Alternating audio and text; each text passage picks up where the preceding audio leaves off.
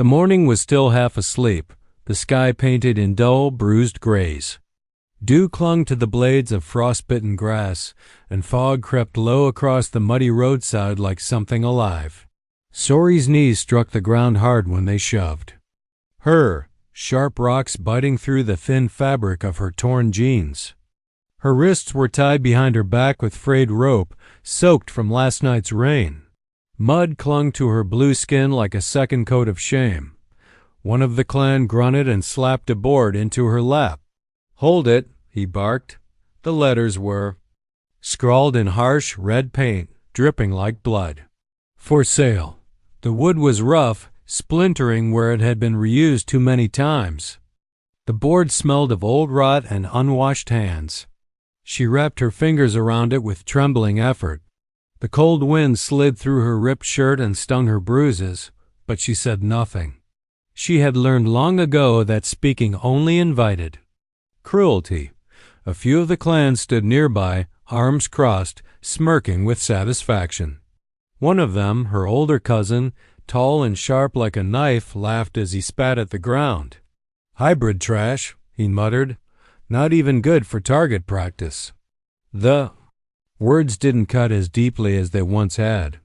She had grown numb to them, each insult adding another stone to the weight she carried. But it still twisted something in her chest to hear the others laugh. Her own blood, her own people, watching her shiver in the mud like discarded meat. She sat beside the road with her legs folded awkwardly, the rope cutting into her wrists with every shift. Her hair, once soft and admired in her childhood, now hung in thick, muddy ropes down her back and across her face. She dared not move it away. Presentation mattered. Someone might buy her if she looked obedient enough, presentable enough, weak enough to control, but hour after hour passed. The sun never fully broke through the clouds, only stretching gray light over the packed dirt path. Travelers came and went, merchants on hover carts, scavengers with patched coats, a troop of armored guards who didn't even glance her way. One man laughed and kicked a clump of dirt at her feet. Another woman wrinkled her nose and muttered, "Waste of breath." She stayed still. Stillness was survival. Hunger gnawed at her ribs like an animal. It had been 2 days since she'd eaten. Her tongue stuck to the roof of her mouth. Her fingers were too numb to feel. Her head dipped lower and lower. Maybe this was the end. Maybe they'd let her rot here when no one paid enough. Then the boots stopped in front of her dot. She flinched, expecting another insult, another hand grabbing her jaw or yanking her hair. But this time there was only silence. She looked up. The man who stood before her looked different. Human, older than most who passed through this stretch of nowhere. Silver streaked his hair and lined the edges of his beard. His coat was worn but clean, the kind of cloth kept with care, not luxury. His eyes were dark but steady, not judging, not mocking, just seeing. He crouched slowly, his boots sinking into the mud. She held the sign tighter, afraid to breathe. He didn't reach for it, didn't bark orders. His hand came up not to strike, but to gently tuck a clump of wet hair behind her ear. His fingers were calloused, warm despite the cold. "What's your name?" he asked. She stared at him, too stunned to reply. Her voice had rusted from disuse, but something inside her stirred. A tiny breath of life. "Sori," she whispered, barely audible. Her throat ached around the syllables. His expression softened, as if he'd been given a secret. "Sori," he repeated, like it meant something beautiful. Like she meant something. He stood and walked over to the vendor, one of her clan, perched smugly on a crate with credits in his eyes. Words were exchanged, loud ones. The vendor gestured wildly. The human didn't flinch. He simply reached into his coat and pulled out a small pouch. The sound of credits, real metal, rang through the cold air like a bell. Final. The clan member spat at the ground and waved him off. The human turned back. His hand was outstretched. Sori stared at it. She didn't move. He knelt again and gently took the board from her hands, setting it aside in the mud. Then he reached for her hand, wrapped his fingers around hers, and pulled her to her feet. Her legs trembled, barely able to hold her weight, but he didn't let go.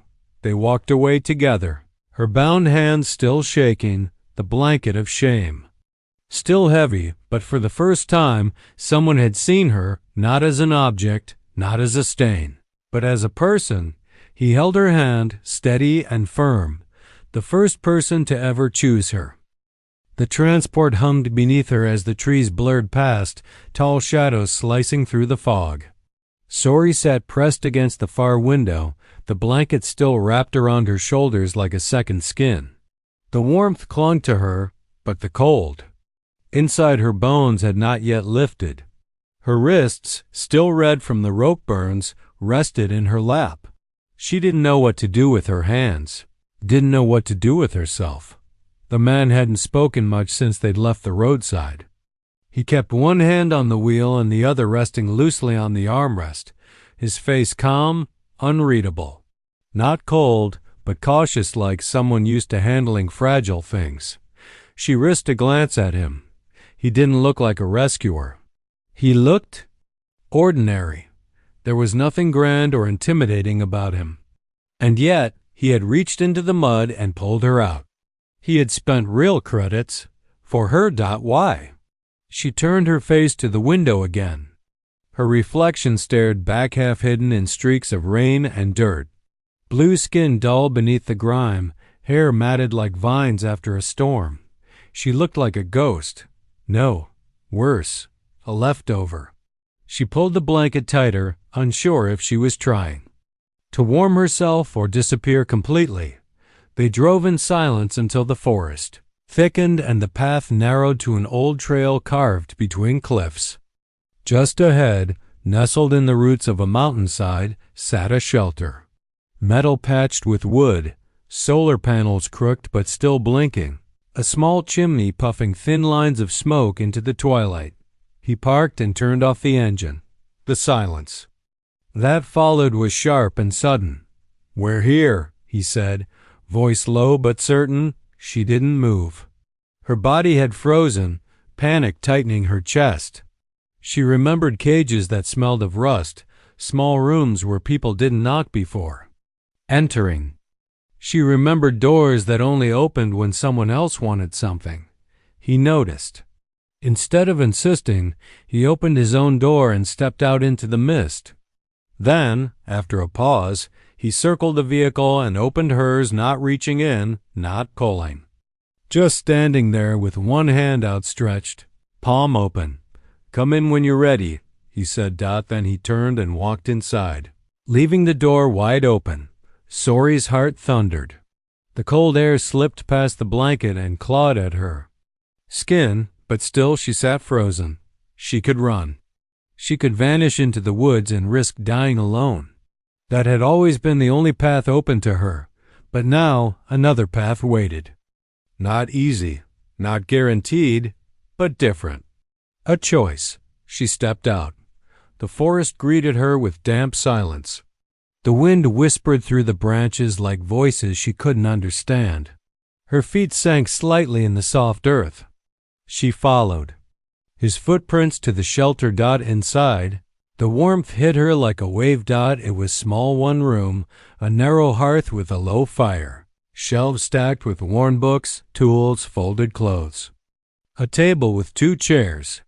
A cot against one wall, modest, but lived in, cared for. He stood by a small stove, pouring water into a kettle. When he saw her enter, he didn't speak. He only nodded toward a wooden bench beside the hearth. She sat, unsure if her weight would break the moment. He brought her a clean towel, then stepped away again. No hovering, no pressure. Sori stared at the towel like it was a gift from the stars. Then, carefully, she began to clean her face, rubbing the mud from her cheeks, her brow, her jaw.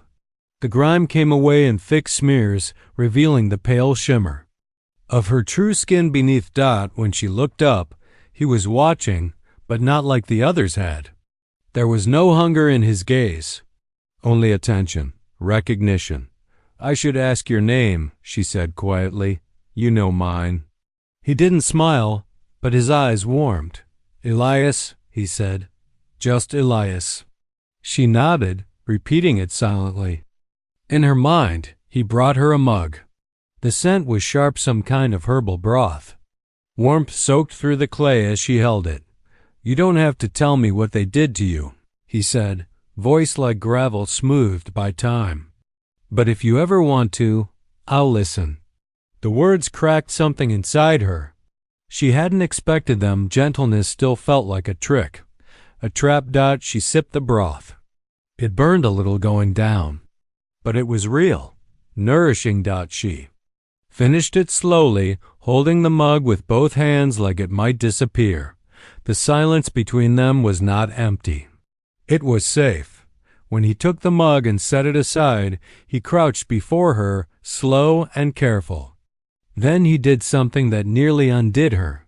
He lifted the towel and began to gently wipe the last bit of mud from her temple. Not a servant, not an owner, a person. Her throat burned. Tears threatened again, and she clenched her jaw to stop them. But he didn't flinch. He wiped one away with the edge of the towel, like it was nothing to be ashamed of. "You're not broken," he said, quiet but firm. "You've just been treated like you are." She couldn't answer. Her voice had vanished. All she could do was stare at him, breathing unevenly, her heart pounding like a trapped bird's wings. He stood, walked to the shelf, and pulled down a folded blanket and clean shirt. "You can sleep here tonight," he said. "The cots." "Yours? And you?" she asked, hoarse. "I'll take the floor." "You're safe here." Then he paused, turned slightly. "No one's ever safe on the floor." He laid the blanket on the cot and stepped back. Sori rose on shaking legs and sat down, curling into the warmth like it was something sacred.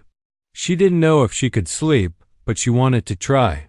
Elias took a mat, spread it near the door, and lay down with his back to her. No threat, no watching. Just presence. As the fire crackled low, she whispered into the dark, "Why me?" From the floor, his voice came softly like a lullaby. "Because you were glowing, and no one else was looking." Her fingers clutched the blanket tighter.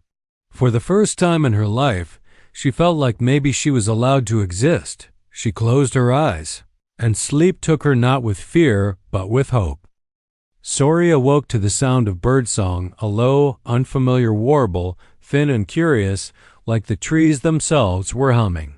The light that filtered into the shelter was soft and golden, brushing the rough walls with warmth. For a moment, she didn't move. Her cheek pressed against the blanket, and the cotton still held a faint scent of soap and smoke. The quiet was so complete it felt unnatural. Her eyes opened slowly, heart already racing. It was too quiet. No shouting, no boot stomping, no iron doors slamming shut. She sat up with a start, breath caught in her throat. The cot was real. The floor was wooden. The fire had burned down to glowing embers, and Elias was there sitting by the window, hands steady as he adjusted a small metal drone with tools that looked older than she was. The drone's eye glowed faintly under his fingers, blinking blue, like it had just woken up too. He looked up as if he'd known the moment her breath changed. "Morning," he said. That was all. Not get up, not move. Just that one word offered. Like a coat left by the door, she nodded. Her voice didn't work yet. The silence was too thick with things she didn't understand. A bowl of warm porridge steamed on the table beside him. She rose cautiously, crossing the room on bare feet. The oversized shirt brushed against her legs with each step, still too clean for someone like her. She reached for the bowl, then paused. "Can I eat this?" Elias glanced at her. Of course, simple. As if asking had never occurred to him as necessary, she sat and brought the first spoonful to her lips. The warmth hit her tongue and melted down her throat, and something cracked open in her chest. Not pain, not fear. Hunger.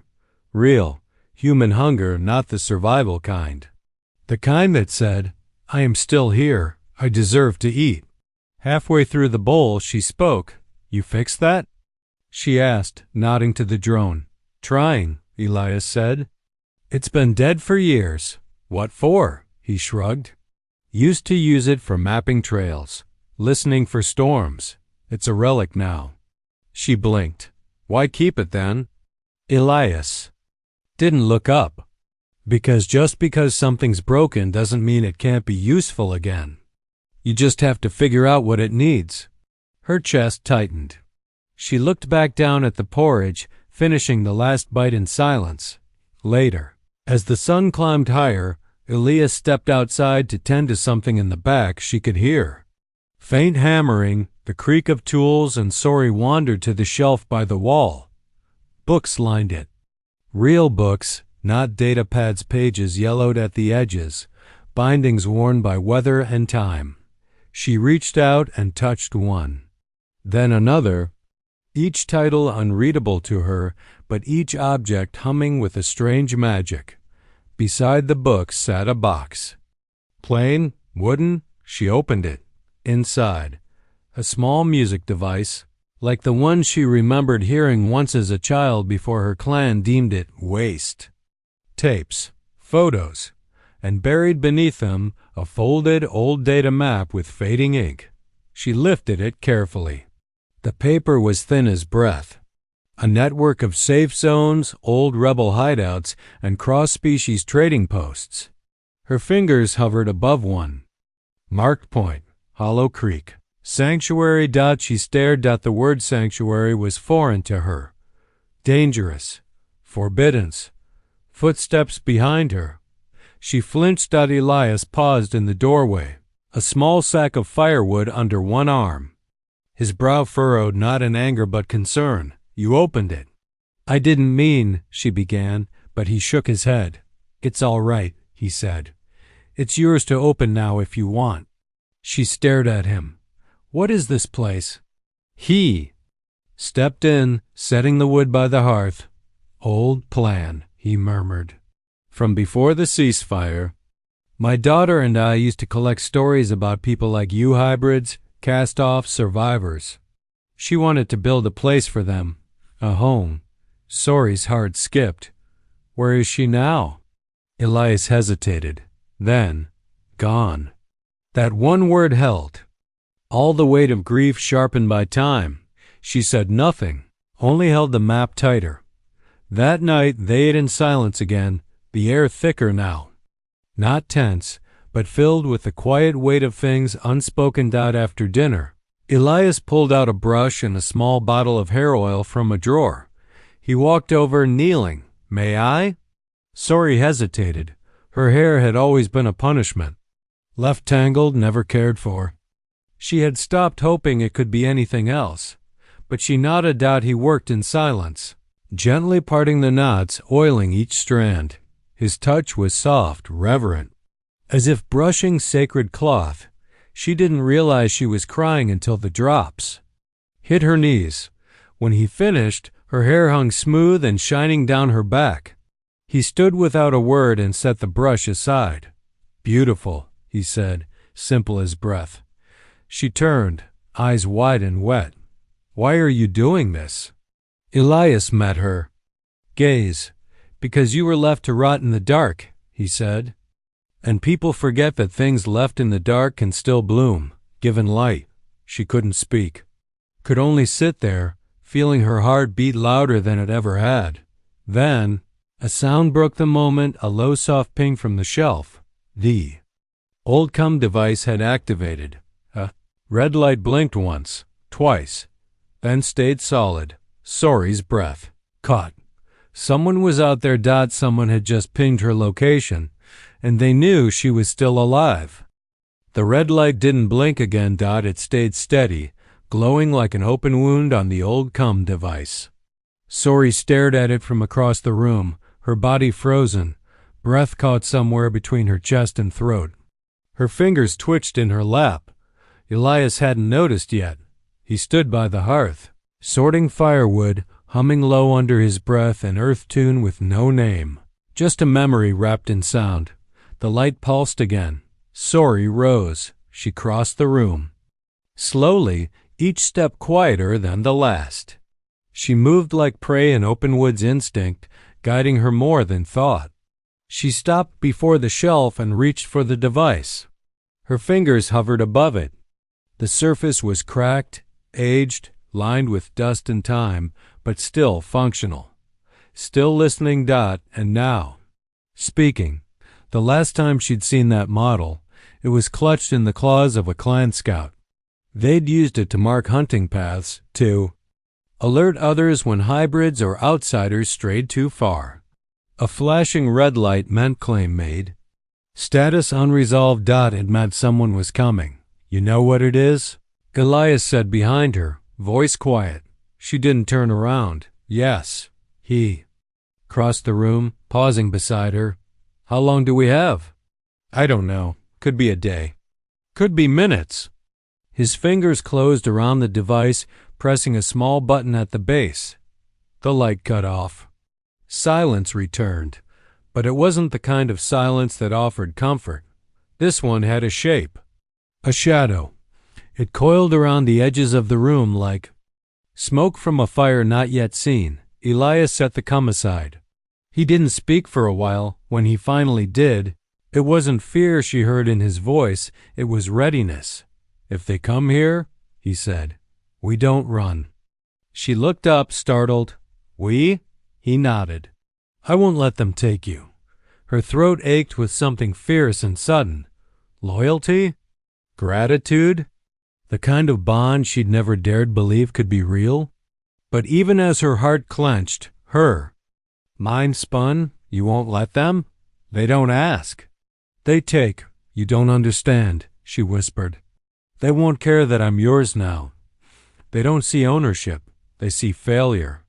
And I am a stain they mean to erase. Elias looked at her. You're not mine, he said. You're not a possession. You're a person. But if they tried to take you, he didn't finish the sentence. He didn't have to. She saw it in the way he stood, in the steady line of his jaw. This wasn't a man trying to be a hero. This was a man who had already made peace with sacrifice. The idea of him being hurt for her struck something inside her like lightning on frozen glass.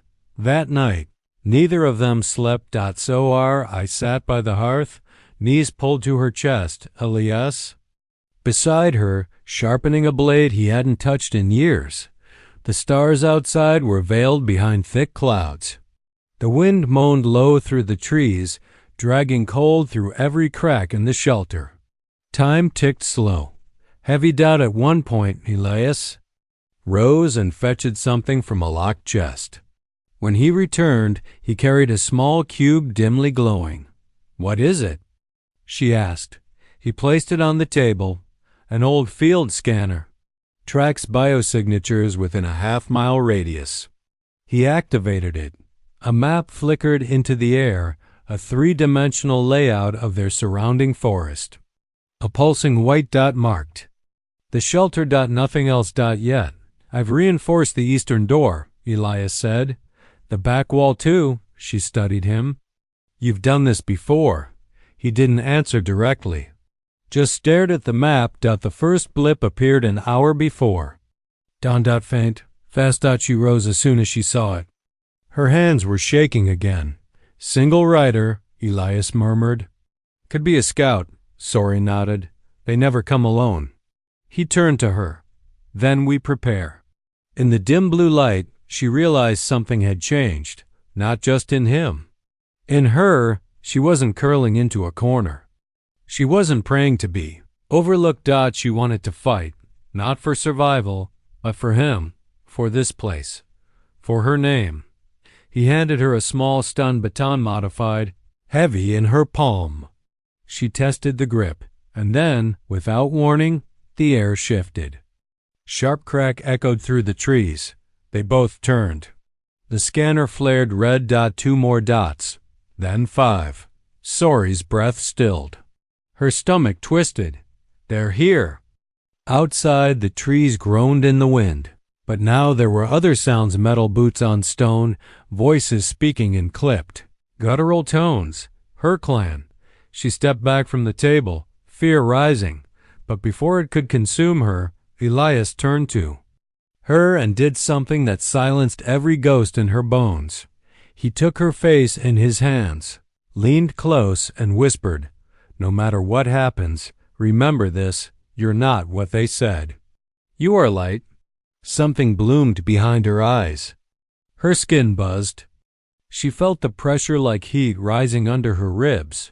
She had always thought the stories about hybrids glowing were myths. Symbols. Cruel jokes whispered to mock their strangeness.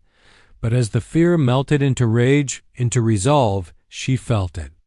A pulse from her chest outward. Her skin shimmered. Faint at first, then stronger. The blue darkened and lit from within like moonlight poured through water. Elias took a step back, his eyes wide. "You see it," she whispered. "I see it," he said, stunned. And outside, footsteps halted. The glow pushed again. Not magic. Not a weapon, but a warning.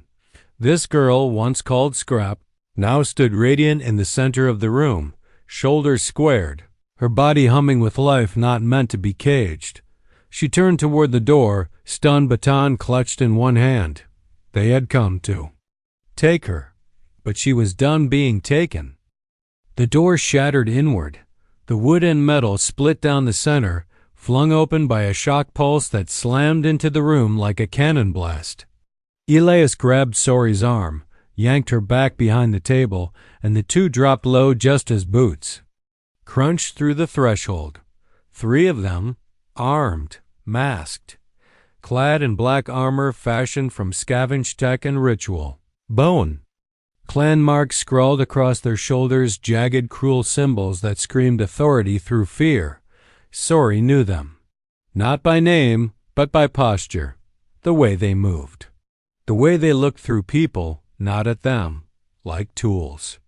Like meat. She had once stood in the back of clan halls while men like this dictated who lived and who vanished. Now they stalked into her shelter, weapons drawn, voices low and deadly. "She's here," one growled in their native tongue. "I saw the light from outside. She's activated." A second voice sneered. "Too late to hide now. The hybrid wants to play queen." They advanced, spreading out. One kicked the low table aside. The bowl from breakfast shattered against the floor. The broth puddled out like blood. Sori stood slowly. She stepped in front of Elias. The stun baton trembled in her hand. Her heart thrashed like a wounded creature, but she didn't step back. "Not this time. You shouldn't have come," she said. Her voice didn't shake. It carried. The soldier nearest her tilted his helmet slightly. "You have no place, half-blood. You were claimed. You were discarded. You don't get second chances." Behind her, Elias was silent, but she felt his presence like gravity. She raised the baton.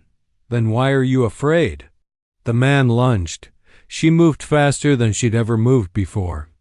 Not with grace, but with clarity, like her body finally understood what it had been made for. The baton cracked across his chest. Electricity snapped. He staggered, armor smoking. She turned, ducked as another swung wide, and jabbed the weapon into the soft joint under his arm. He screamed, but the third was ready. He slammed her against the wall, pinning her with an armored forearm. The air rushed from her lungs. "Stupid girl," he hissed. "You think glow makes you chosen? You're still garbage. We made you. We can unmake you." Pain lit across her ribs.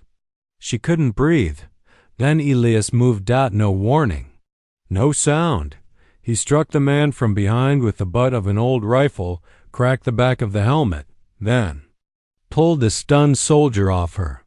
The man rolled, gasping. Sori collapsed to her knees, choking, eyes wide. Elias knelt beside her, hand at her back. "You're all right," he said. "You're here." And she was.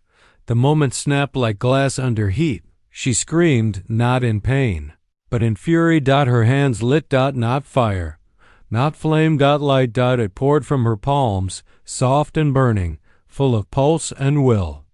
It wasn't just energy, it was memory, rage, grief, every whispered name she'd given herself, every insult she had, swallowed like bitter bread.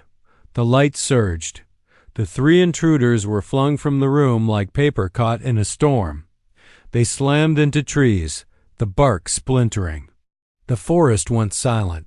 Sori stood slowly, breath ragged, arms shaking. Her glow receded. Not gone, just quiet now. Like it had been fed. She turned to Elias. He looked at her like a man witnessing the first sunrise after years underground. "You saved me," he said. She blinked. "You were the one who pulled me from the road. And you were the one who stopped being afraid." They sat for hours after the battle. Outside, the soldiers lay still alive, unconscious, tangled in root and debris. Sori didn't kill them. She could have. That, more than anything, made her hands shake. "I didn't know I could do that," she whispered, staring into the fire. "Neither did they," Elias murmured. "That's why they tried to bury you." She looked at him. "And why did you dig me out?" He met her gaze without hesitation. "Because I've seen what people throw away when they're too blind to recognize treasure." Her throat ached. She had no words left. Later, she sat by the door, watching the stars emerge above the treetops. The wind had shifted.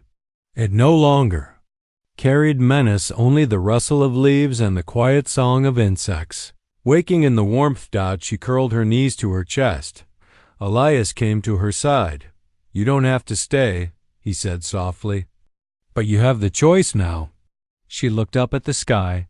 "I was born unwanted," she whispered. "I learned to be invisible. I thought if I was quiet enough, small enough, I might be spared." He said nothing. "I was wrong," she continued. "They were never going to spare me. They were waiting for me to die." She turned to him, eyes fierce. "But I didn't." She reached for his hand. "And I don't want to hide anymore." They sat there, shoulder to shoulder, in the remains of the shelter they had protected together. The air still smelled of heat and light, but now it carried something more. Freedom. And beneath it, the trembling root of something far more dangerous than power. Hope. The door shattered inward. The wood and metal split down the center, flung open by a shock pulse that slammed into the room like a cannon blast. Elias grabbed Sori's arm, yanked her back behind the table, and the two dropped low just as boots crunched through the threshold. Three of them, armed, masked, clad in black armor fashioned from scavenged tech and ritual. Bone. Clan marks sprawled across their shoulders, jagged, cruel symbols that screamed authority through fear. Sori knew them. Not by name, but by posture. The way they moved. The way they looked through people, not at them, like tools. Like meat. She had once stood in the back of clan halls while men like this dictated who lived and who vanished.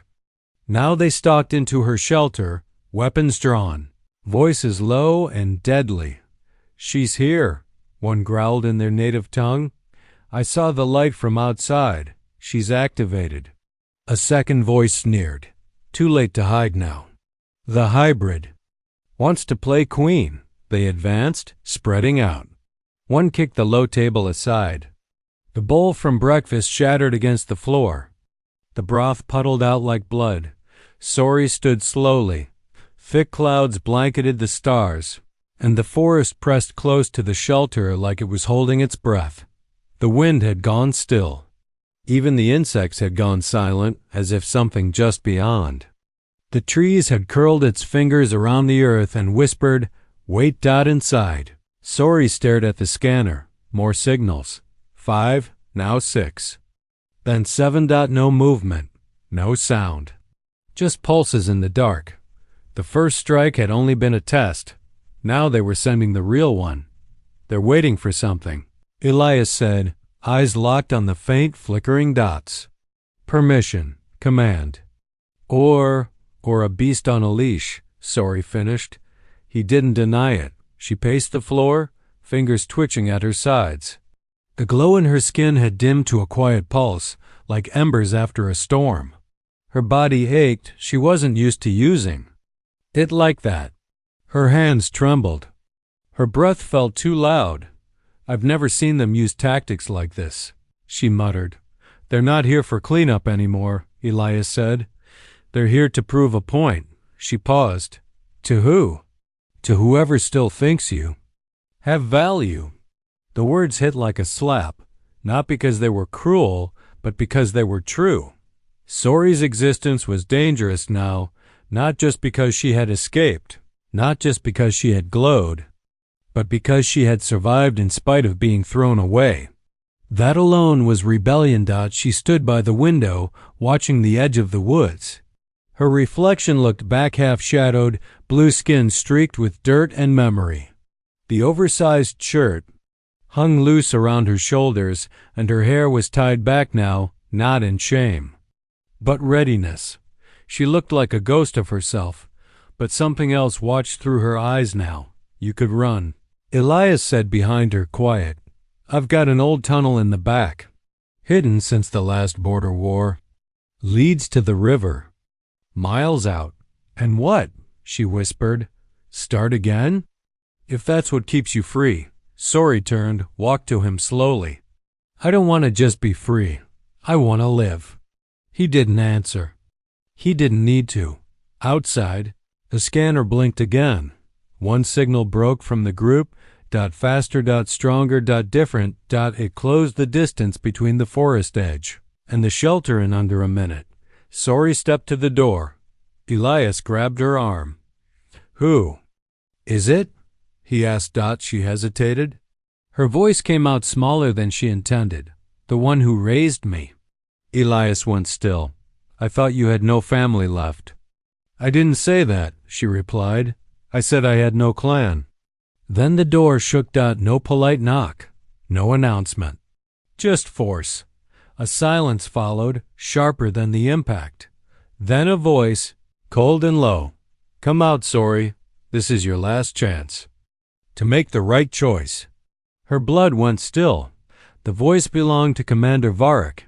He was the one who had pulled her from the blood pools as a child, marked her forehead with ash, taught her that obedience was survival, that fear was strength, that loyalty was everything. And then, when she had grown wrong, when her skin glowed at night and her bones didn't shape to their armor, he had sentenced her to sail like unwanted tech.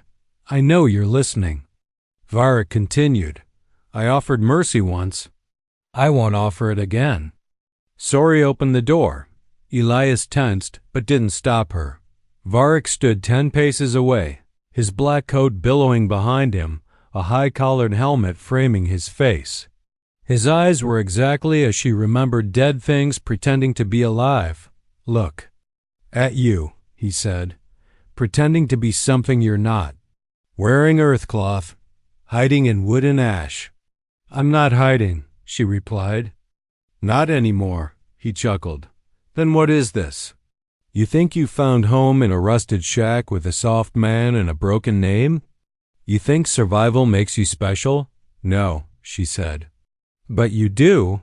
He paused. You were so eager to throw me away, she continued, stepping down the porch. And now you've come all this way to retrieve me. Why? I came to destroy what you've become. That sounds like fear. He surged forward, grabbing her throat with speed that stole breath from the world. But the moment his hand touched her, the glow returned. Her skin flared, not fire, not electricity, but truth. A radiant burst of light that exploded from her chest and sent him staggering back, shielding his eyes. Around them, the soldiers drew weapons. Elias stepped into the doorway, rifle in hand, but Sori raised a hand. No, she said, voice echoing through the trees. This is between us. Varric growled, wiping blood from his lip. You were mine to shape, he spat. You were forged. In our fire, you belong to us. No, she said again. You broke me. But she turned to Elias, he saw me.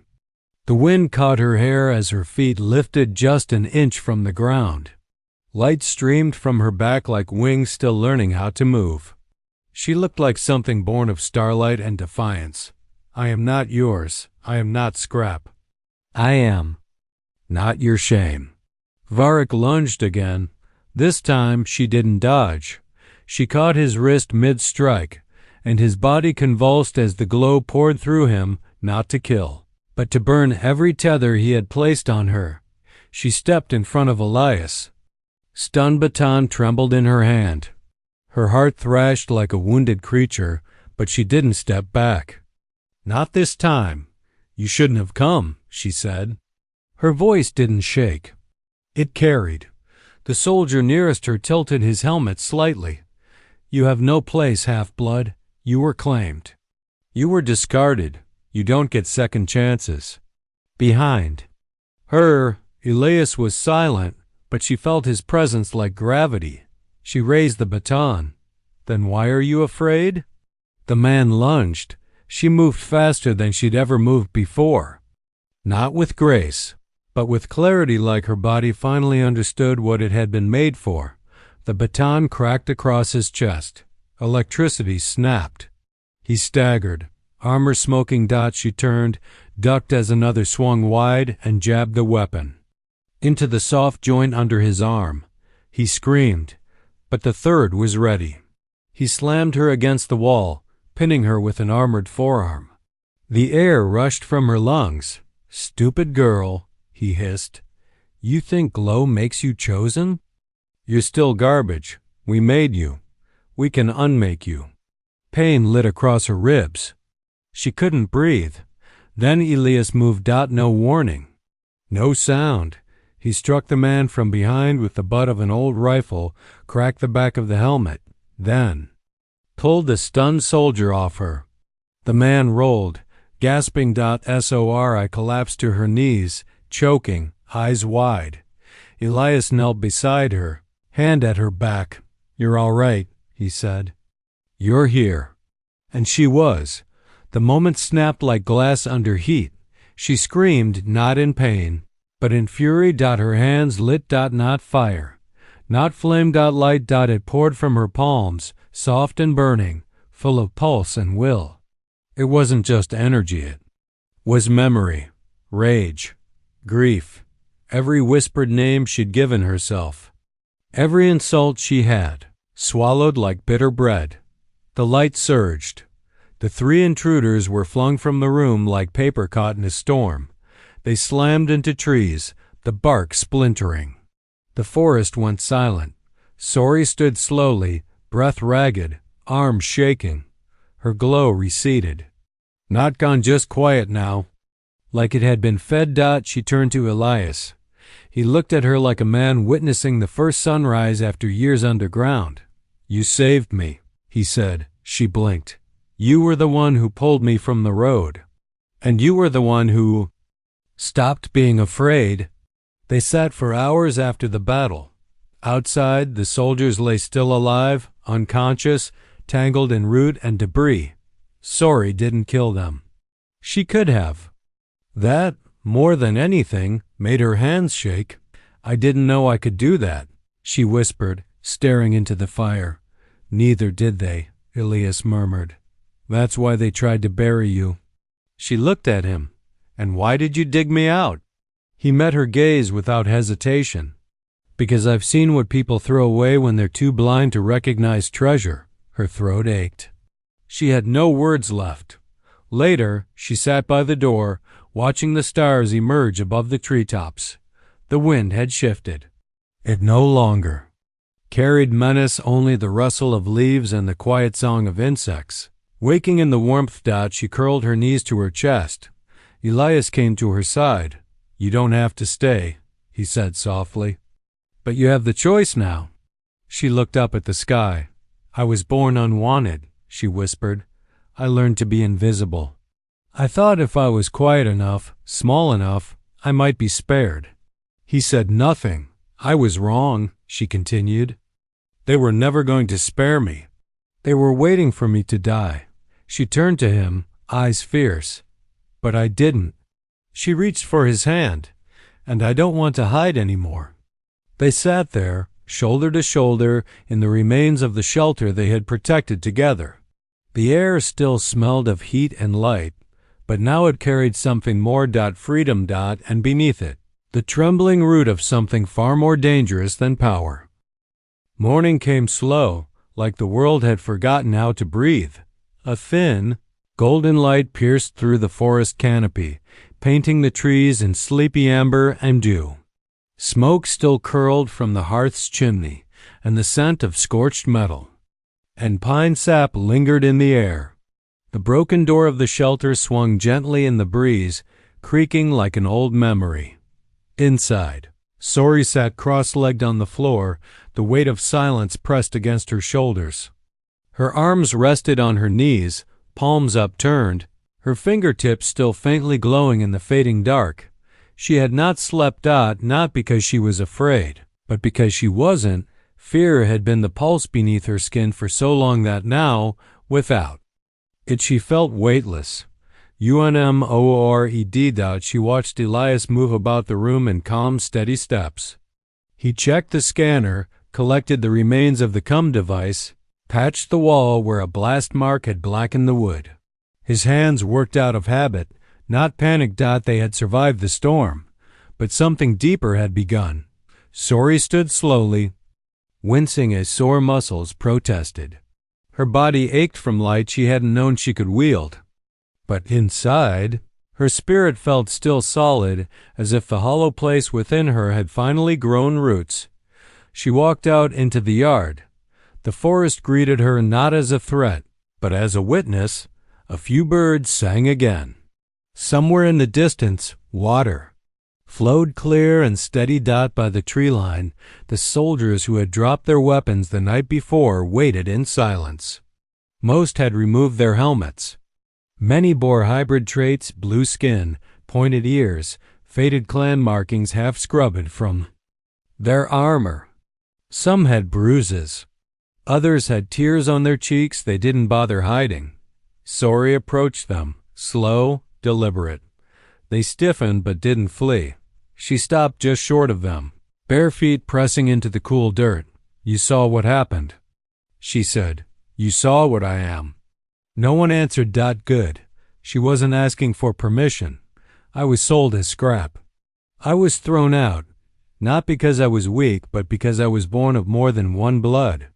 Because I glowed in the dark and refused to be used. She took a breath. Her voice rang clear through the trees. I won't be used anymore. And I won't watch others like me be broken for someone else's fear. She turned slightly, gesturing to the damaged shelter behind her. This place was my grave. Then it became my shelter. Now, she paused, now it will become a sanctuary. A true one. Not built on rules, but on choice. Someone stepped forward. A tall woman, blue-skinned, with one arm replaced by cybernetic plating. "What makes? You think they won't come again?" she asked, not with challenge, but with caution. "They'll send more. You've humiliated them." Sori met her gaze. "Then we'll greet them with open hands and ready hearts. And if they still come, with chains, we'll show them what happens when you try to bind fire." Another stepped forward. A teen barely more than a boy with green tattoos coiled around his neck. "You'd let us stay?" Sori's voice softened. "If you want to, but no one here will be owned. No names stripped, no lights smothered." He lowered his gaze and whispered, "Then I stay." One by one, others echoed him. Quiet at first, then stronger. "I stay. I stay. I've got nowhere else. This is better than a cage. I want to glow too." Behind her, Elias leaned against the doorway, watching her not with pride, but with something deeper. Faith. He stepped forward as she turned back to him. Their eyes met, and for a long moment, neither spoke. Then he reached into his coat and pulled something small from his pocket, a thin metal band etched with simple lines. "Worn but polished. I found this the night I brought you in," he said. "Didn't know what it meant at the time. It was tangled in your hair. Clan marking, maybe." He handed it to her. I took it slowly. The symbol was a crest one she hadn't recognized before. Not her clan's, older, hidden, burned away from the records. A symbol for Queen. "I think you were never meant to be scrap," Elias said quietly. "I think you were meant to build something new." Her hand shook slightly as she slid the band around her wrist. She turned back to the growing crowd. "This land is old, forgotten, but so are we. So we'll make a new name here. One day. Can't erase." She stepped to a mossy stone near the center of the clearing, dug her heel into the earth, and scratched a single word into the soft soil beneath it. Hollow light. She stood, brushing dust from her fingers. It would take years, maybe lifetimes, but she would build something that couldn't be taken. That night, a fire crackled in the clearing. The broken and the brave sat shoulder to shoulder, sharing food, laughter, pain, and names, real names, for the first time. Elias sat beside her, his hand resting gently over hers. "You didn't just survive," he said. "You transformed." She leaned against his shoulder. "I think I was waiting my whole life for someone to say my name and mean it. And now?" he asked. She smiled faintly. "Now I say it for myself." Above them, the stars returned, distant but steady. Her blue skin glowed beneath the moonlight.